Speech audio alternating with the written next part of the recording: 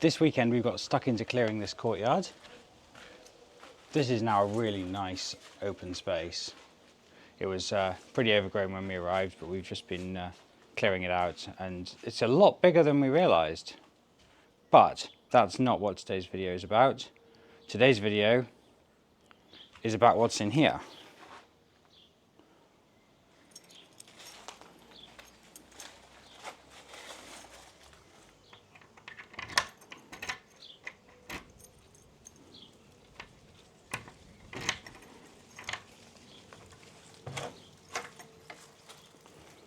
In this room we have not one but two boilers,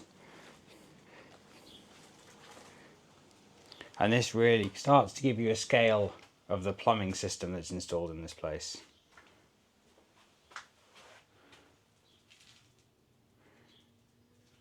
So each of these two boilers feeds water out through one of these large pipes and takes water back through the other. And really, I have no idea if this house needs this much heating. I feel like these boilers are probably overkill, but I'm going to get a lot of advice on what needs to be kept here and what doesn't need to be kept.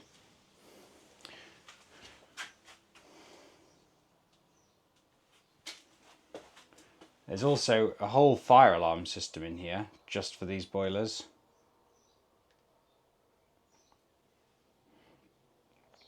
And one interesting thing about this is that we're quite a long way from the house, and following those pipes, they go on quite a journey back to the house.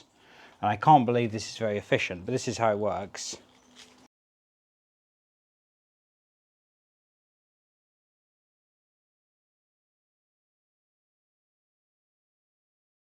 And that, of course, brings me onto this room. This door labelled boiler room, but it's not quite what it seems.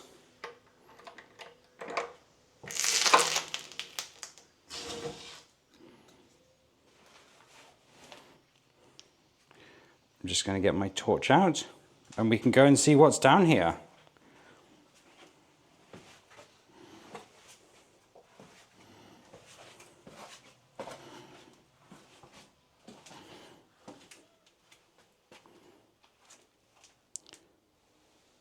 There's a sump with a pump to prevent flooding down here, and then a lot more pipes.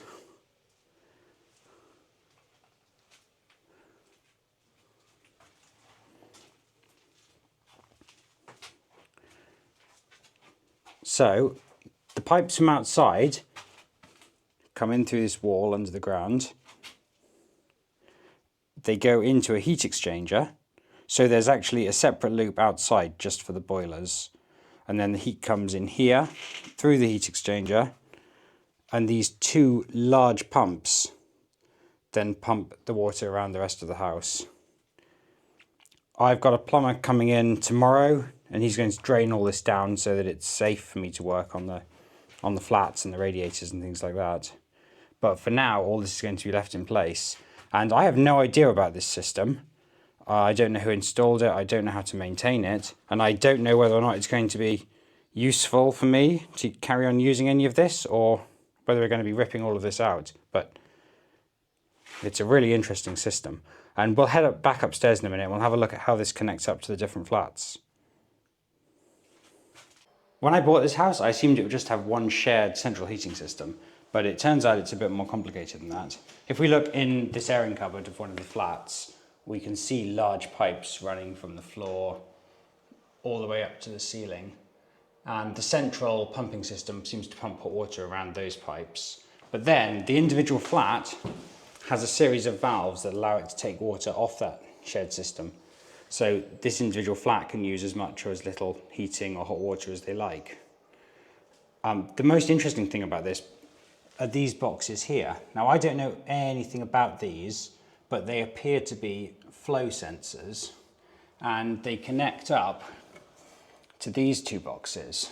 Now, my assumption is that these are sending data back to a central control system somewhere, so that the occupiers of this flat can be billed for whatever hot water they use. I haven't looked this up, but if you recognise these or you have any idea how they work or where they might report to, I'd be really interested to know. There's no way I'll be keeping all this stuff, but it would just be great to have a play with it and know how it works.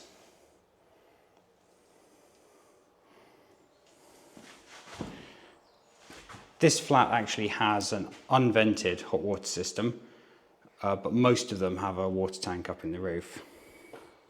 I won't bore you with all 6 of them, but here's one more airing cupboard. This one's got its own header tank up in the top. And that feeds a water cylinder. And again, down here we can see 2 of these transmitter boxes and then a series of flow sensors and valves to allow the heating and hot water to be controlled for this flat. At this early stage in the project, one of the more exciting parts is getting to smash things. So let's have a look at some of these walls I've started to demolish. This is a kitchenette. I've taken out the door frame and I've taken off most of the plasterboard here. I'm leaving the stud work up until I've had the go ahead from a structural engineer just to confirm that it's definitely not load bearing. There's a couple of places where there's stud work where I am worried that it could be holding up joists above, so I better get that checked out. Starting to take out this kitchen, this is very cool. So we found a hole in the wall that just goes all the way through, quite a long way to outside. So great ventilation for whatever we decide to use this area for. Walking through to the bathroom now, this is another one of the walls I was quite excited to get knocked down. This is another plasterboard and stud work wall. And this one joins this bathroom here through to a similar bathroom in the next flat along. But the exciting thing about this is with this wall down, it actually opens up the whole property into one and we'll be able to walk right through. One thing I found while demolishing this wall was this board, which I don't recognise. I assume it's some kind of fire resistant fibre board, but if anyone could tell me exactly what this is and how to dispose of it, that would be very helpful. And of course, whether it's hazardous. I've been very careful to wear a respirator while I've been doing this demolition work, but it would be good to know what I'm dealing with.